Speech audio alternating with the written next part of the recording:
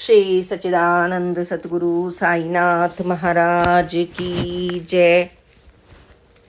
साईं भक्ता अनुभव में आज हम सुनेंगे गजानन राव दाभोलकर की कथा को। संत जनों का अंतःकरण हमेशा मानव जीवन के कल्याण हेतु व्याकुल रहता है।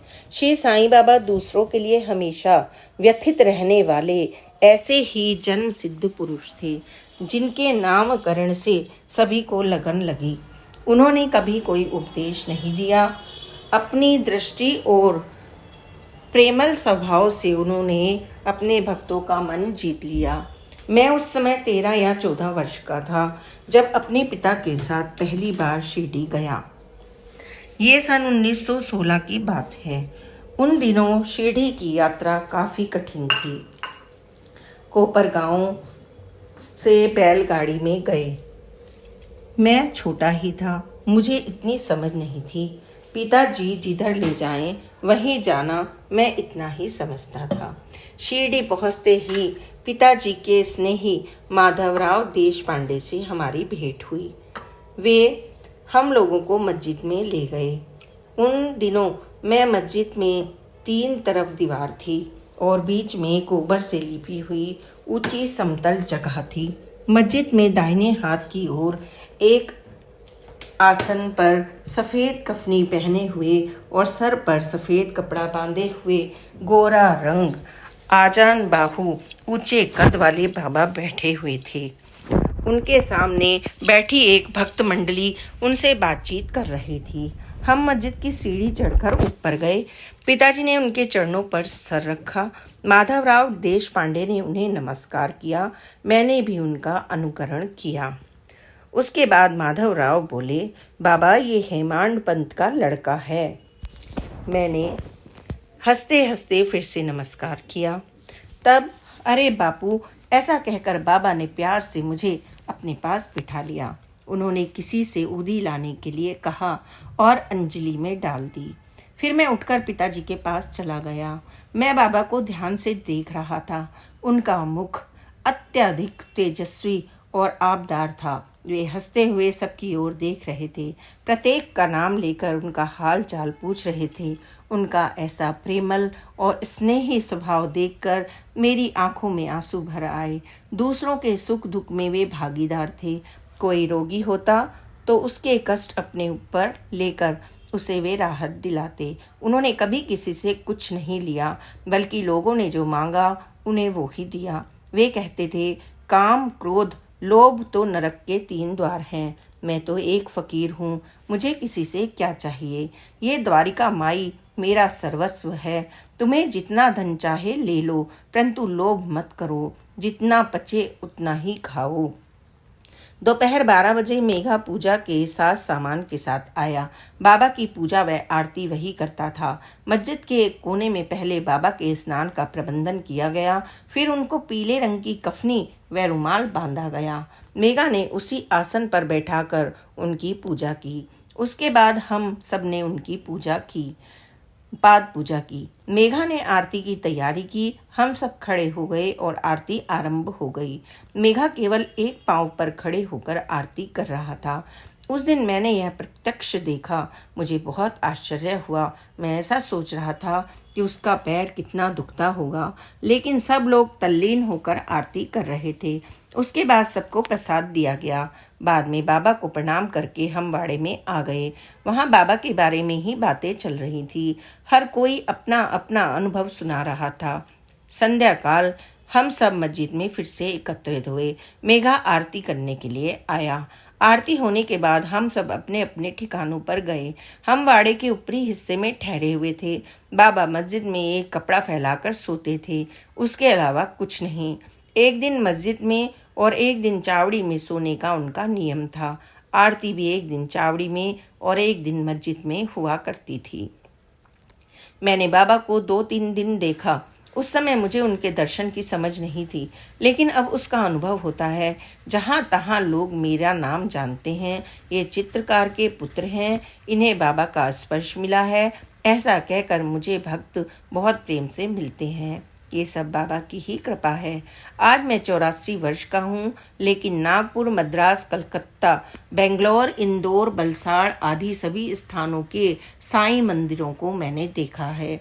साईं सच्चरित्र पोथी में भी जिस तस्वीर का उल्लेख है वह हमारे निवास स्थान में है। मैं उसमें ही बाबा को देखता हूँ। प्रतिदिन हम सुबह की पूजा और संध्या काल की आरती करते हैं। उस समय बाबा का स्मरण कर मेरा मन भर आता है। श्री साईं लीला, जनवरी 1988, पूर्व प्रकाशित। श्री सच्चिदानंद सतगुरु साईनाथ महाराज की जय। अब एक अन्य कथा को सुनिए। गोपाल भास्कर दातार, BA LLB, ब्राह्मण, वकील, स्टेशन रोड, ठाणे। अब मैं एक साईं भक्त हूँ। सन 1917 में जब मैं अहमदनगर में था तो मुझे साईं बाबा से मिलने के कई अवसर मिले, लेकिन उनके विषय में मैंने जो कुछ सुना था उससे मैं बहुत हतोत्साहित था। वे दक्षिणा में धन की मांग करते हैं। जिस जल से बाबा स्नान करते हैं भक्त उसे तीर्थ के रूप में ग्रहण करते हैं। इस सब से मुझे बहुत घृणा हुई। मैंने साईं बाबा की तुलना नारायण महाराज के व्यवहार से की, जिनके लिए मेरे मन में बहुत आदर का भाव था। नारायण महाराज को 1 रुपये का सिक्का दिया जाने पर वे उसे चीनी के प्रसाद के साथ मिलाकर भक्त को वापस कर दिया करते थे। लेकिन बाद में मैंने उपासनी बाबा का जीवन चरित्र पढ़ा, उनके प्रवचन, मुंबई में उनसे भेंट की और साकुरी गया। सन 1931 में उपासनी लीला अमृत पढ़कर मुझे साईं बाबा के विषय में जानकारी प्राप्त हुई, जिससे प्रभावित होकर मैं साकुरी की बात शिरडी गया। वहाँ बाबा के चित्र में उनकी आंखों की चमक, धुनी और द्वारिका माई के आकर्षण वातावरण ने मुझे बहुत प्रभावित किया और मैंने स्वयं से कहा, यहाँ है मालिक। इसके बाद मैंने साईं लीला मासिक का पठन किया, विशेषकर अन्ना दाभोलकर की भक्तों की अनुभवों की पुस्तक जिसे साईं लीला में प्रकाशित किया जाता है। मुझे पूर्ण विश्वास हो गया कि भाग्य के लेखा अनुसार साईं बाबा ही मेरे गुरु हैं। तब से मैं उन्हीं के साथ जुड़ गया। प्रस्तुत है कुछ ऐसे अनुभव जिसने मेरे विश्वास में वृद्धि की। घर में एक महिला थी जो जोड़ों के दर्द से पीड़ित थी। उसने सभी प्रकार के इलाज किए थे, लेकिन रोग का पक्का इलाज नहीं हो पाता था। वह मेरे द्वारा दाभोलकर के ग्रंथ के एक अध्याय का पारायण सुन रही थी, जिसे मैं ऊंची आवाज में पढ़ रहा था। कथा यह थी कि जब बाबा एक मेंढक के जीवन की रक्षा करते हैं, जिसे एक सांप ने अपने मुंह में दबोच रखा था। कथा का श्रवण करते हुए इस महिला को नींद की हल्की झपकी आ गई। उसी अवस्था में उसने श्री साईं बाबा से प्रार्थना की, हे साईं बाबा, आप मेंढक जैसे एक तुच्छ प्राणी पर दया व कृपा करते हैं, लेकिन एक मानव के लिए आपके हृदय में जरा भी करुणा नहीं है। तभी महिला को दीवार पर लगी एक खूंटी में से कुछ आवाज सुनाई दी, क्या तुम दशहरे के लिए 5 रुपये दक्षिणा में दोगी? महिला ने उत्तर में कहा, अगर वह ठीक हो गई तो वह अवश्य ही दक्षिणा देगी। तभी वह उस अर्ध निद्रा की अवस्था से जाग गई। 5 रुपये दक्षिणा का दृष्टांत बताया गया और तुरंत ही दक्षिणा भिजवा दी गई। शाम तक उनकी दर्द बहुत कम हो गई। यह घटना सन 1931 या 1932 की है। सन 1932 में बाबा मेरे स्वप्न में आने लगे, जहां वे मेरे साथ ठीक उसी प्रकार खेलते जैसे कि एक छोटे बच्चों के साथ खेला करते थे। एक स्वप्न में उपासनी महाराज ने बाबा से मेरी सहायता करने की प्रार्थना की और बाबा ने उनकी बात मान ली। कुछ समय के पश्चात मैं एक मुसीबत में फंस गया। मैं एक मुवक्किल के किसी खास दस्तावेज को खो बैठा था जो अत्यंत महत्वपूर्ण था, जिसे लेकर मैं अदालत में पेश होना था। तब सब जगह छानबीन की गई, परंतु सब व्यर्थ ही गया। अंत में हारकर मैंने साईं बाबा से प्रार्थना की। अगले दिन अचानक ही मेरा हाथ अपने ऑफिस के एक शेल्फ पर पड़ा। मैं वहीं पर वह जरूरी कागज मुझे मिल गया। फिर हम समय पर अदालत में पेश हो सके। 2 या 3 साल पहले की बात है। अदालत द्वारा मुझे कुछ गवाहों के बयान लेने का कार्यभार दिया गया। कार्यवाही की फाइल व अन्य कागज एक दिन अचानक मुझसे कहीं गुम हो गए। सभी जगह फाइल को ढूंढा, लेकिन निराशा ही हाथ लगी। मेरी इस लापरवाही के लिए कोर्ट मुझ पर कार्यवाही भी कर सकता था। कोर्ट से उन्हीं दस्तावेजों की दूसरी प्रति मंगवाने के अलावा दूसरा कोई रास्ता नजर नहीं आ रहा था।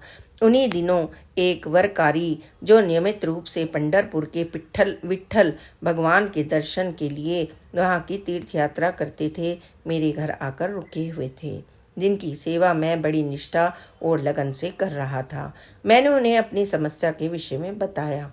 फाइल मिल जाएगी ऐसा उन्होंने आश्वासन दिया। मैं नियमित रूप से बाबा की सेवा भी कर रहा था। जिस दिन वरकारी ने मेरे घर से विदा ली, उसके अगले दिन ही गुम हुई फाइल भी कुछ अन्य फाइलों के बीच में पड़ी हुई मिल गई। इस फाइल का उन फाइलों के साथ कोई संबंध नहीं था। शुरू में मैं श्राद्ध आदि रीति रिवाजों को अर्थहीन व अंधविश्वास मानकर महत्व नहीं देता था। मुझे उनके विषय में कोई विश्वास नहीं था, लेकिन साईं बाबा की शरण में आने के बाद वह उनके एक अनन्य भक्त श्री नाना नाचने प्रभु जो presidency magistrate court Kurla Bombay में क्लर्क थे, पर हुई बाबा की कृपा का अनुभव सुनकर मेरा विश्वास इन रीति रिवाजों के प्रति दृढ़ हो गया। हाल में ही नाचने की पत्नी का देहांत हुआ था। नाचने का बच्चा छोटा था। पत्नी को सद्गति प्राप्त हो सके, इस इच्छा से नाचने ने नासिक जाकर गोदावरी तट पर जरूरी रीति रिवाज विधि विधान पूर्वक करने का विचार किया, लेकिन इन रिवाजों की कोई पूर्व जानकारी न होने के कारण वे नहीं जानते थे कि उपयुक्त तरीका क्या है, वे उसमें कितना खर्च होगा। मन में भय व चिंता के साथ 80 रुपये अपने साथ लेकर वह घर से निकल पड़े। रेलगाड़ी के सफ़र में उन्हें कई मुश्किलें झेलनी पड़ी, लेकिन वहीं यात्रा कर रहे एक अन्य सज्जन ने उनकी बहुत सहायता की। नाचने की परेशानी को समझते हुए उसने उचित रकम खर्च करके भी सभी रीति रिवाज पूर्ण करवाने का आश्वासन दिया। इस सज्जन ने शूद्र महाराठा जाति होते हुए भी सभी कर्मकांडों को विधि पूर्वक व उपयुक्त धन का खर्चा करके पूर्ण करवाया। उन्होंने नाचने को बताया कि वे मुंबई में किसी संस्था में चपरासी का काम करते हैं। कई दिनों तक निष्काम भाव से नाचने की सहायता कर 15 दिनों के बाद फिर मिलने का वायदा करके उस सज्जन ने नाचने से विदा ली, लेकिन 15 दिन बीत जाने पर भी वे सज्जन नाचने से मिलने नहीं आए। तब नाचने ने उनके बताए पते पर जाकर पूछताछ की तो पता चला कि वहाँ कोई चपरासी काम नहीं करता। नाचने को पूर्ण विश्वास हो गया कि उनकी सहायता करने के लिए करुणामयी श्री साईं बाबा ने ही चपरासी के रूप में आकर उनकी सहायता की है। अब तो मुझे भी इन रीति रिवाजों की महत्ता पर विश्वास हो गया और नाचने के अनुभव को सुनने के बाद मैं उन्हें लग्न व श्रद्धा के साथ निभाने लगा। श्री सच्चिदानंद सतगुरु साईनाथ महाराज की जय। गोविंदराव ओक अंधेरी मुंबई में रहते थे। एक दिन वे अपने मित्र कृष्णा जी अगस्त्य के साथ शिरडी गए। उन्होंने बाबा के दर्शन किए और 2 या 3 दिन शिरडी में रुके। घर वापस आते समय दोनों ने बाबा का एक चित्र खरीद कर उसे अच्छे से एक बंडल में बांधा। रास्ते में गोविंदराव ने सोचा कि अच्छा होता अगर एक चित्र मैं अपने भाई के लिए भी खरीद लाता। घर पहुंचकर जब उन्होंने वह बंडल खोला तो उसमें 2 चित्र के बजाय 3 चित्र निकले। हालांकि उन्होंने 2 चित्रों के ही पैसे दिए थे। मन ही मन उसने बाबा की इस लीला के लिए धन्यवाद किया और प्रसाद के रूप में अपने भाई को वह बाबा का चित्र भेंट कर दिया। श्री सच्चिदानंद सतगुरु साईनाथ महाराज की जय। Please like, subscribe and share this channel. Om Sai Ram, जय साई राम, ओम साई राम।